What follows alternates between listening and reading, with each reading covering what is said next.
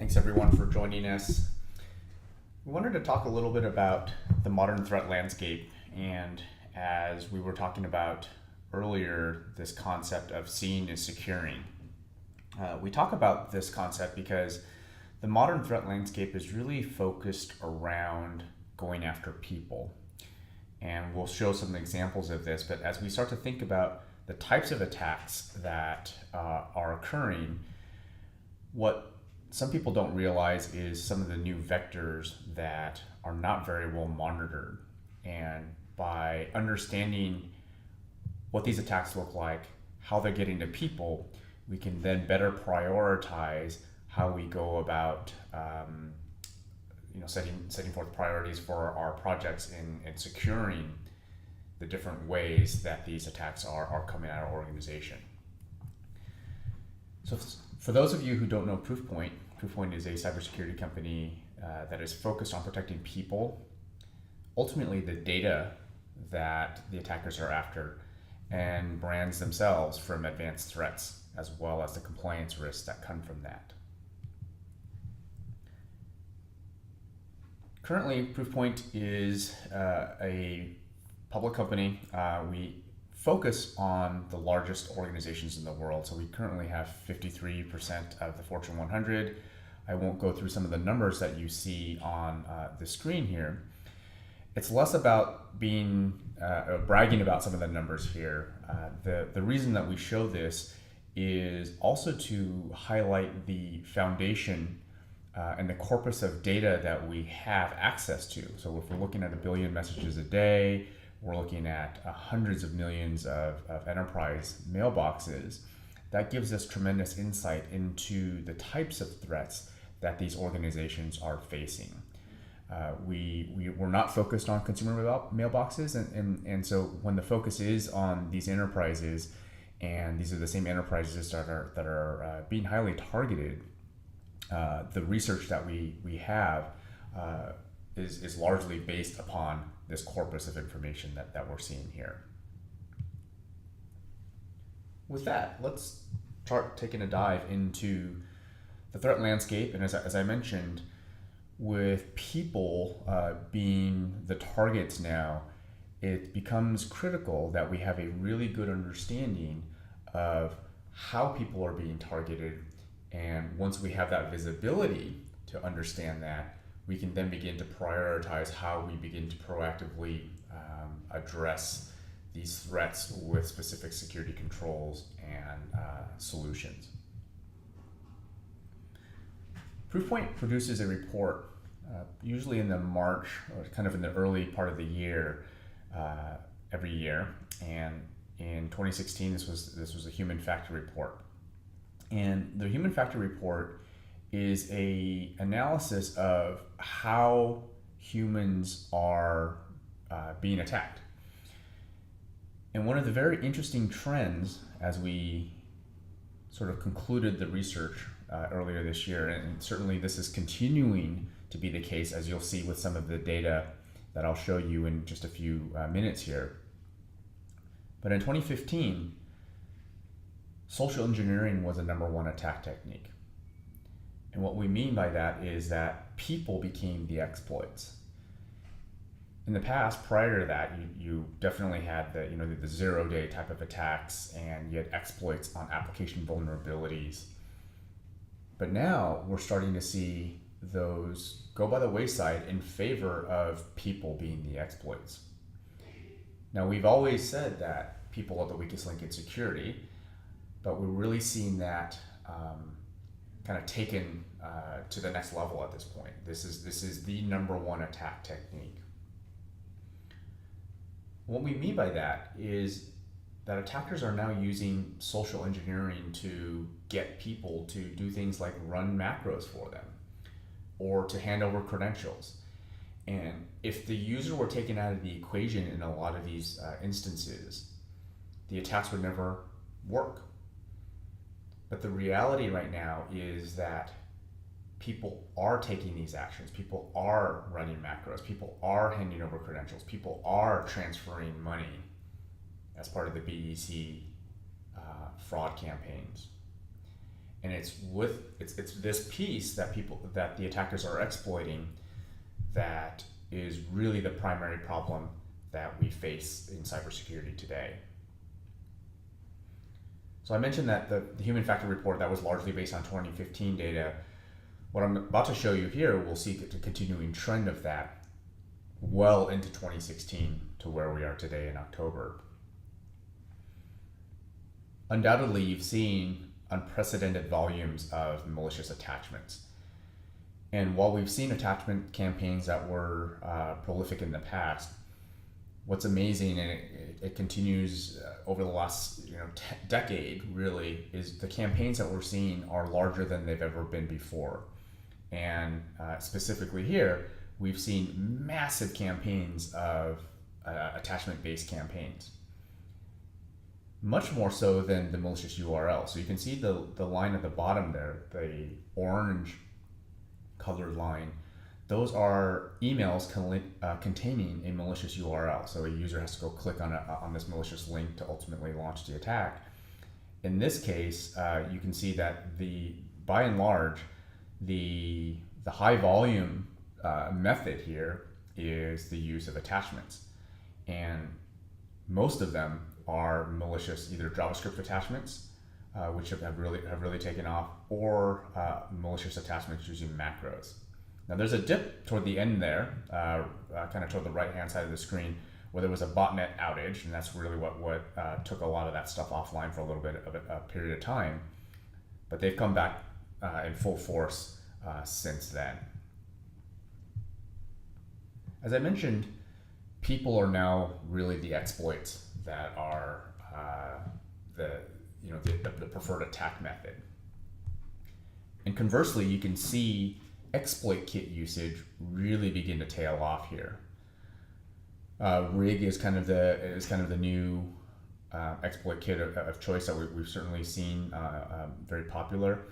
But as you can see, even in just a short period of time here, from April into the mid-June timeframe, you can see how much the exploit kit activity dropped off.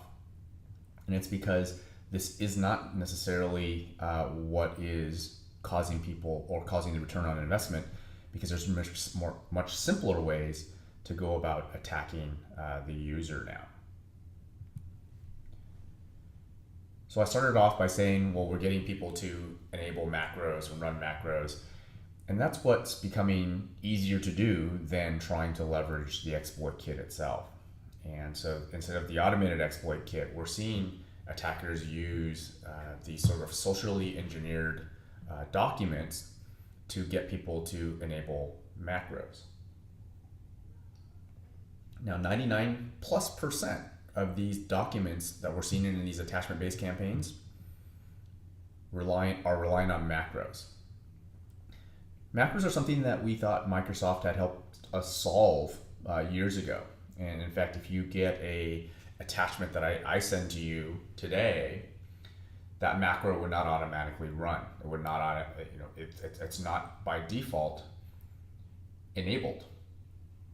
And if you look at the top of your Word application, right below the menu bar, you'll see that security warning, macros have been disabled, and there's a little button to enable content, enable the macros themselves. And where the attackers have gotten very clever is to include content in the document itself to get people to click on that enable content button. And by doing so, the macro then is able to execute, and that really launches the campaign. So a lot of these attacks now are leveraging the fact that people are taking that step for them. And the reality of it is that exploits can be much more expensive to leverage. I have to go buy an exploit kit. I have to go leverage 0-day exploits. That costs a lot of money. And macros, in some respects, are much simpler. There's not a lot of, or I wouldn't say there's not a lot of complexity. They've certainly gotten more complex, but in terms of the requirements to deliver this, it's a much simpler, much easier to deliver in high volume. And if I can get a user to click on it, I have a much higher success rate than relying on the exploit kit itself. So I've got a couple of samples here to show what are the ways that attackers are using to get these end users to enable the macros. And so here's an email. As you can see, the content in here is from a bank. So this is RBC Bank, and it says you need to enable macros to continue. Here's another one. It looks like an error has popped up. That actually isn't a real error that's popped up in Word. In this particular case, this was a image that has been posted on there. And it's saying that, we've run into an error. You need to make sure that you enable macros so that you can continue. And you can kind of see it faded out in the background there. It looks like an invoice. So this is a GST invoice.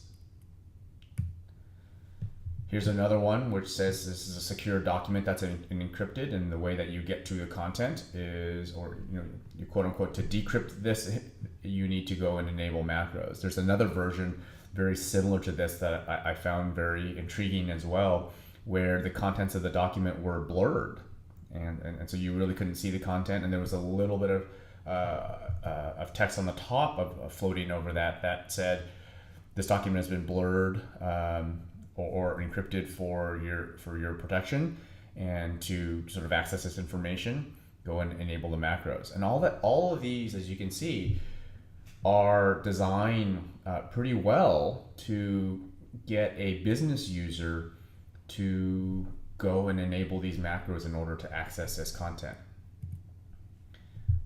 So kind of diving a little bit deeper, why would people go and enable this content knowing that these type of threats exist? The most common lures tend to be very business-oriented documents. Gone are the days of these are kind of the spam-oriented type of content. We're starting to look at business-oriented documents such as invoices, financial statements, shipment notifications, POs, things of that nature, where the people that are receiving them, this may be a part of their regular job, and so this is intermingled with legitimate invoices. This is intermingled with legitimate shipment notifications. And this is in the type of attacks here, you really are targeting very specific types of people, and the business use case is there for them to need to investigate these type of documents. And so very common use of this now. Now, given that, what is typically the payload that's associated with these macros, and what happens? By and large, we've seen a huge proliferation of ransomware being the preferred payload of choice now. So the ransomware growing tremendously since the beginning of the year.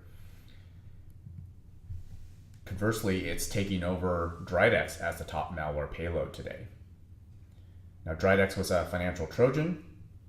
Got in there, it would sit on those endpoints that had infected, and it would begin to identify financial services websites, and then begin to grab credentials for those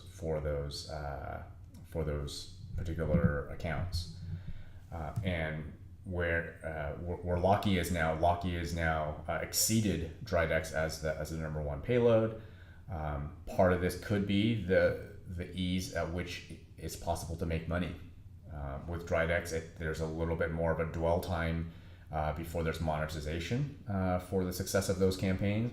Whereas with Locky, as you might imagine, once you've infected someone and their system is locked down, the number of the time to value tends to be much quicker. And a lot of these attackers, I tend to think of very much like email marketers. This is all about an ROI. I launch a campaign. How much do I get in return for the investment that I made, whether it be from a time perspective or from an actual cost perspective? And that's really why, as I mentioned earlier with the exploits, why have I moved towards macro-based type of attacks? Because the ROI is better. The exploit kits are more expensive than launching some of these attachment campaigns. And if I can get to faster ROI, that's where I'm going to go. And that drives a lot of the behavior that we've seen from the attackers, as well as the type of payloads that you'll see as well. So here's some examples of malware payloads worldwide. As you can see, Locky, far exceeding what some of the other payloads are. Now the other side we'll look at here too is what are the click rates on URLs? And we're going to get into URLs in just a minute here, but we did open up with a chart that showed you the volume of attachment-based attacks versus the volume of URL-based attacks. Now, URL-based attacks are emails that contain a malicious link where a user clicks on it, and that may likely lead them to either a malware download, where there's an actual drive-by download on a particular malicious URL, or more commonly, and again, we'll get into this in a minute, we'll get into, the URLs will link to a credential phishing site, and we'll see some examples of those as well.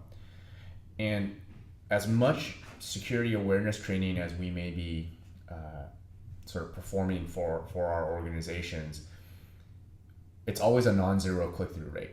We see best-in-class organizations still in that 2% range of malicious URLs that are clicked on. So for every 100 malicious URLs that you see, 2 of them get clicked on in a best-in-class organization. And we've seen in some of the cases, as you can see here, nearly 18% click-through rate. And this varies depending on organization. This varies depending on the type of messages and whatnot. But the reality in all of these cases is that all of these all of the clicks that you see on the scatter plot here represent an incident that needs to be investigated and an incident that needs to be remediated. Doesn't necessarily mean there's an infection, but someone's been exposed and or someone has given up credentials, and that's what generates the incident that requires some investigation. I'd really recently done some research on higher education specifically as a vertical, and this is interesting because sometimes people think, well, it's a university. Why are they such big targets? And the reality for a lot of universities is the research that they do ends up being a valuable target, and just as much so as a financial services organization or a manufacturing organization.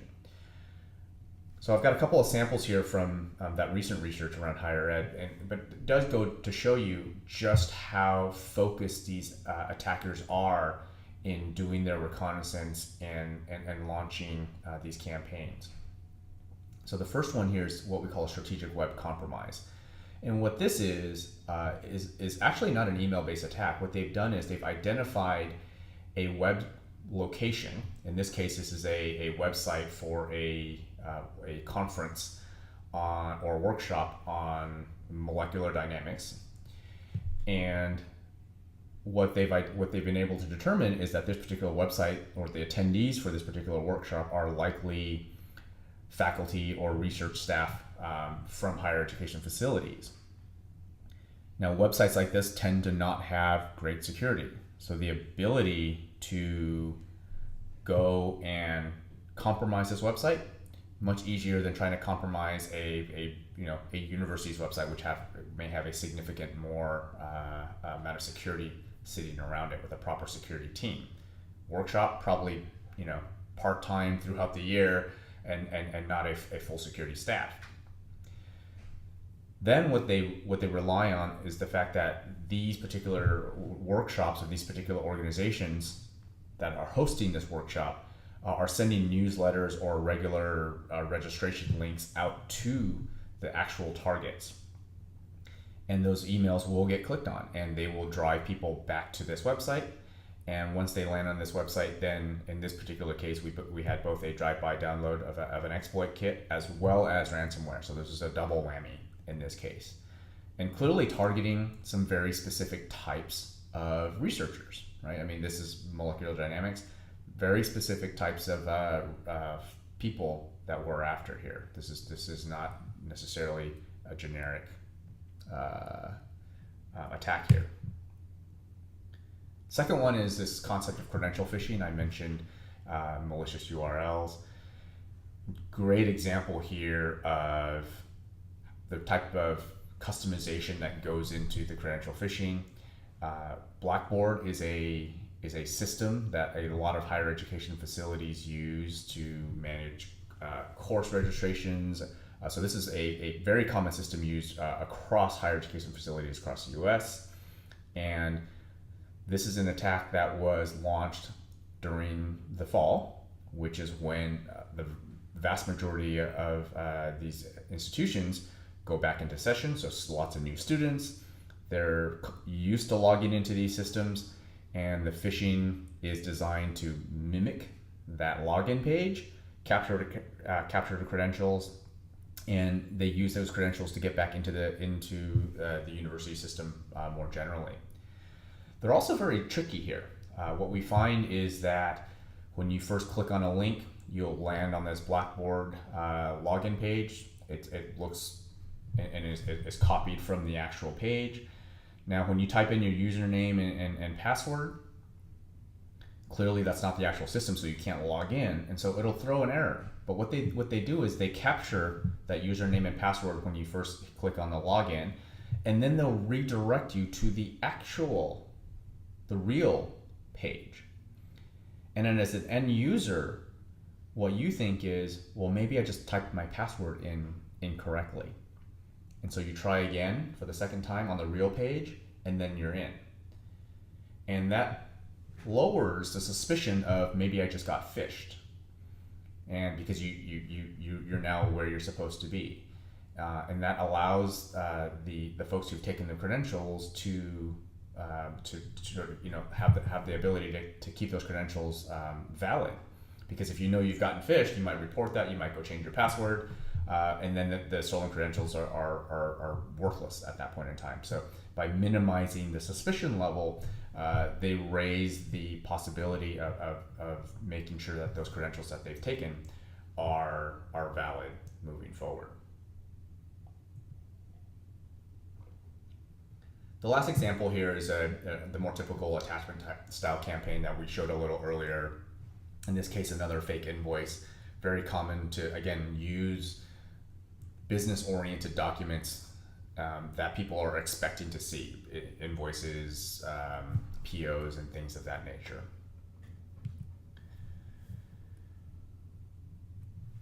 We're going to come back to social media later, but I do want to at least highlight this concept of cross-vector attacks, and where we're starting to see attacks that span multiple channels of communication to our end users.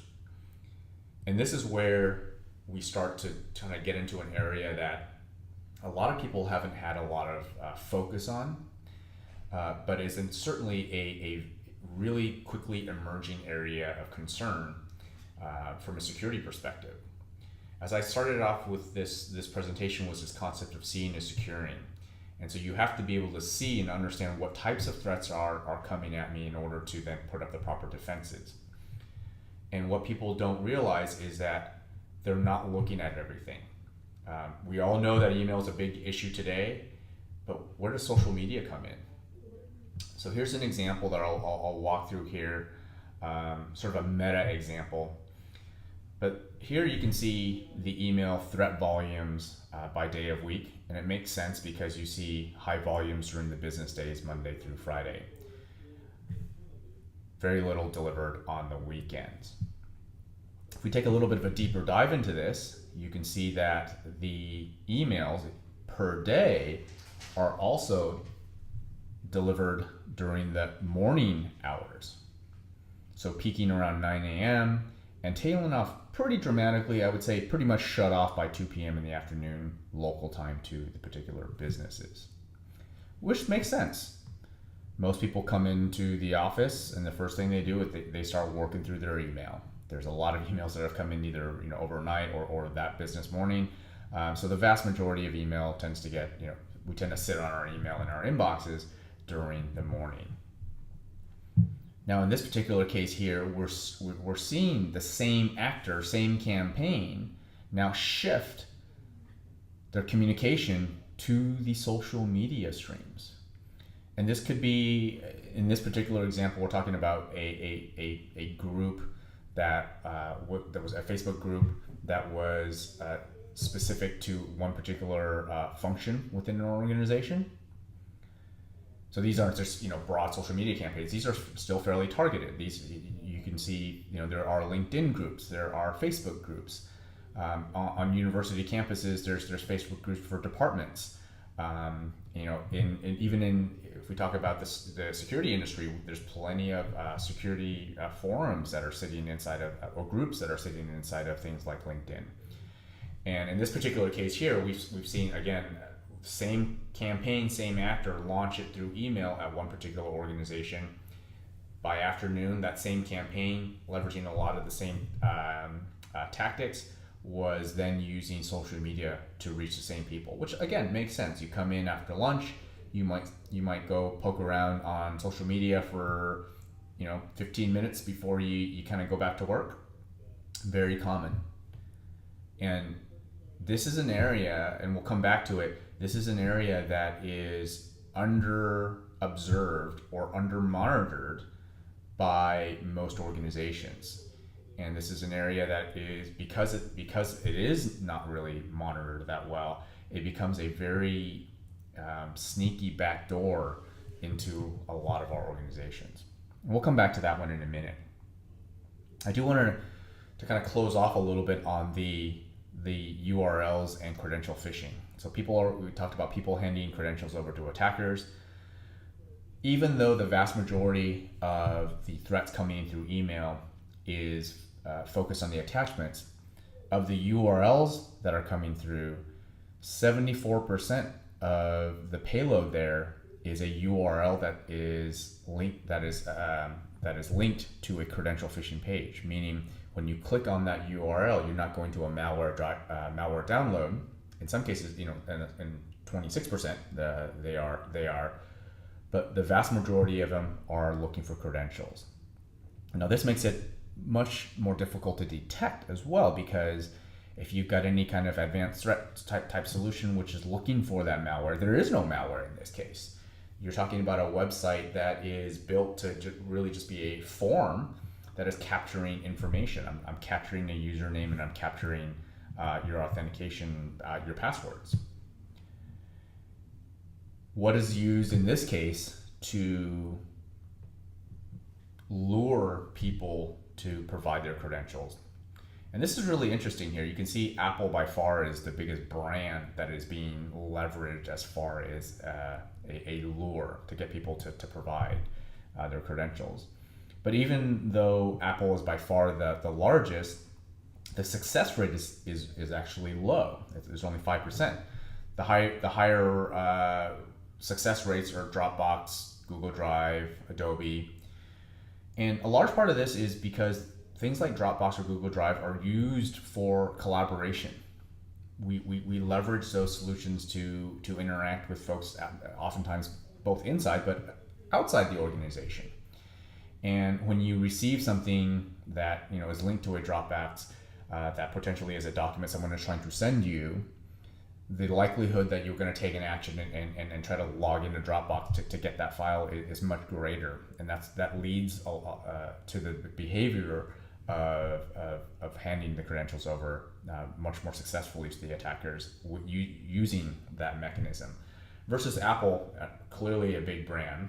They've also done a very good job of educating people of what to expect and what not to expect. But there's less reason from a business perspective to log into Apple as far as, hey, why do you need to go do that? That's not part of the business process here.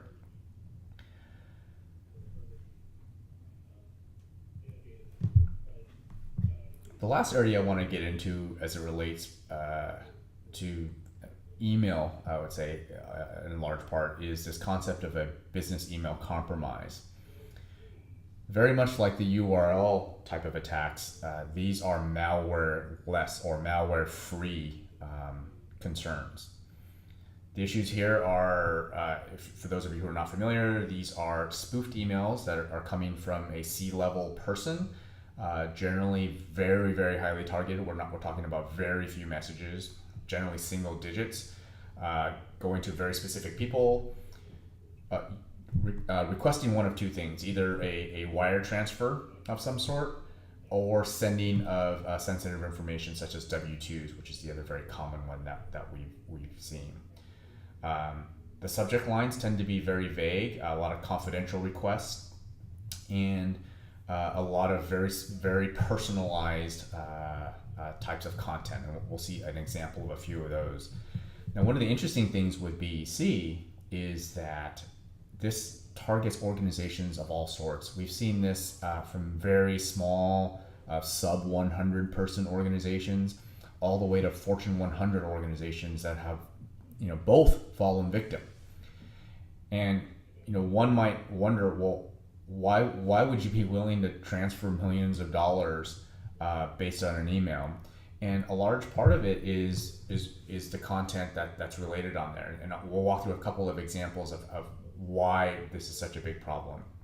As I mentioned, these are usually imposter emails coming from a C-level or very senior level executive, and generally one or two emails going to one or two people inside the organization. So there's a fair amount of research that goes into this. These are not generic types of attacks. These are highly researched efforts here.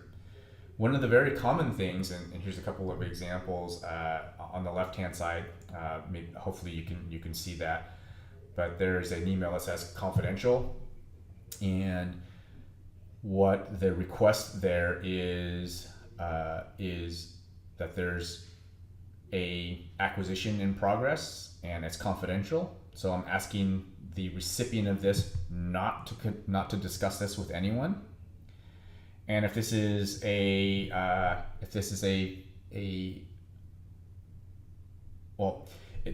is a situation where that user doesn't have a good way to verify, like can I verify this? Your senior level executive really just said, don't talk about this with anyone. Now, the other piece that's very common, and this was released in a recent FBI study, is that a lot of times they will do this when that particular executive is not in the office. So they'll determine what kind of the travel schedule, or either they're on vacation or they're out of the office, and sometimes that information is relatively easy to come by. It could also be some reconnaissance in doing that. So this person is out of the office, sends you an email saying this is confidential, go wire this money, and these are the kind of things that trigger the losses to occur. And so the person very likely will transfer the money as requested here. You also see other types of sort of social engineering efforts, like on the right-hand side there. Are you at your desk? Starting a more casual conversation, and then potentially, if they get a response, then following up with some of the specific requests there as well. So I know it seems superficial to think, well, I would just verify this before I do something. Or I wouldn't fall for that. And the reality of the situation right now is this is a $3 billion loss as calculated by the FBI over the last 2 years.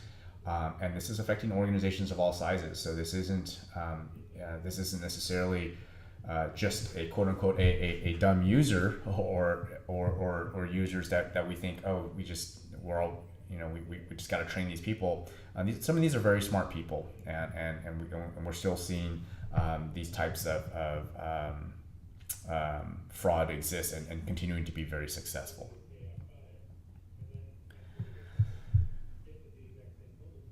I'm going to shift gears here and let's talk a little bit about social media. The big angle on social media here tends to be credential types of phishing, and we're starting to see a real rise in social media in the use of that medium to attack organizations. I'll give you an example. This is from a commercial perspective here, but you can see that there's 2 Twitter accounts on here, and it's impossible to tell if either one of them is valid, if one of them is valid, if the other one is not, because they look exactly the same.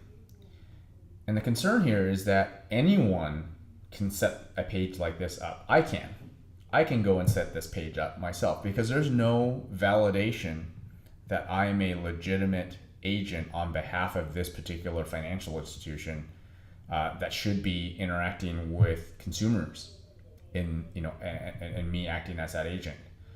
And when you have bigger and bigger brands that are leveraging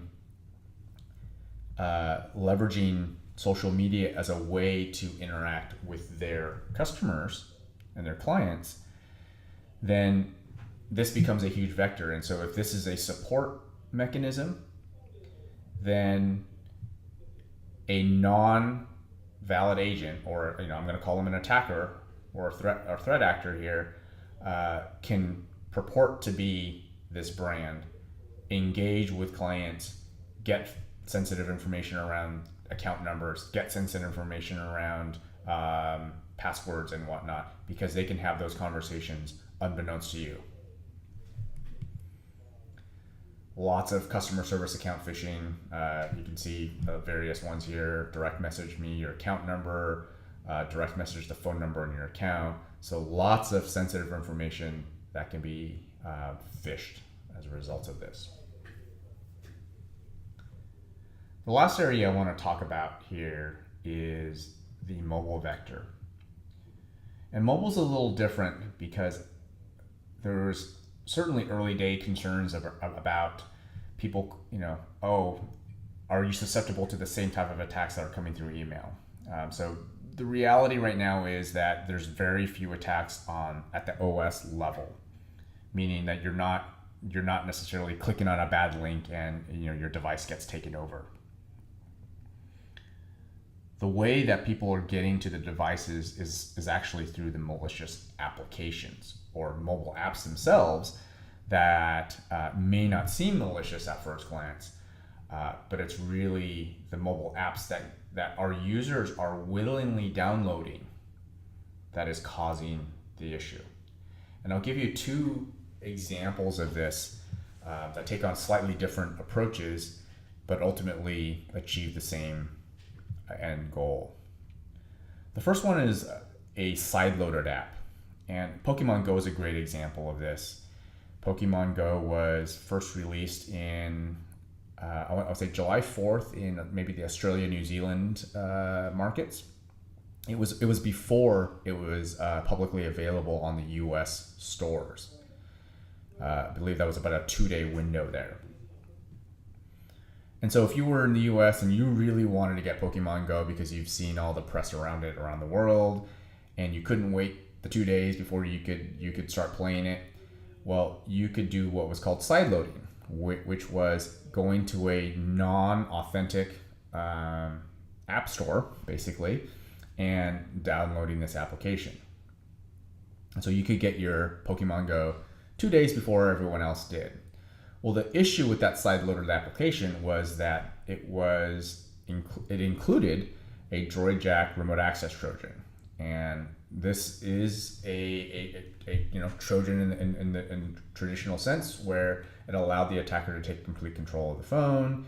It had communication to a C2 server. The application, the Go application, actually ran like the legitimate app, but the underlying OS at this point had a Trojan in it and had a significant amount of credential harvesting, as well as access to any other content that was on that phone. You can kind of see some of the permissions that were included as part of the installation there. Now, another mechanism that is overlooked are applications that are in the stores themselves. So here's an example of an app called CamCard. And for those of you who interact with other folks outside your organizations, you're taking business cards and whatnot, CamCard's a great app. It allows you to take a picture of a business card, and then it takes all of that content that's on that business card and it updates your contact database. What most people don't realize is that the application has the ability to then take all of that content on your contacts into your text messages, emails, and so forth, and begin to sell that or move that off to a server, and in this case, these are servers sitting in China, and make them available for sale. Now, in and of itself, this is not necessarily malicious. And people ask, well, why is this even in the App Store? Well, it's fully disclosed in the terms and conditions and privacy policy on the app. But how many people read those before they install these mobile apps? I mean, I don't, and I work in security. It's just we don't go through that level of scrutiny before we install these apps. We read a few reviews about how useful that this application is, and then we go in, we install it, and we're done, right? We start using it. We don't read the terms and conditions. We don't go through the privacy policy that explicitly states this. And because it does explicitly state it, and it's not necessarily doing anything malicious, it just says this information is just made available for sale, whether that's for ad retargeting or otherwise, we don't know. But I think us as end users should realize that this is a security vulnerability that we all have by virtue of the fact that I went and manually installed this on my phone. The other extension to this idea here is a lot of organizations will have installed MDM solutions. They'll say, well, I'm okay, I've segmented the device. I've got the corporate side of my device, which has the emails and the contact database, and so I'm okay. The user can do whatever they want. And that's where there's a little bit of a vulnerability here, because when you install this CamCard application, you get that little pop-up. Can I access your contacts? And when you say yes, you've bridged those applications now.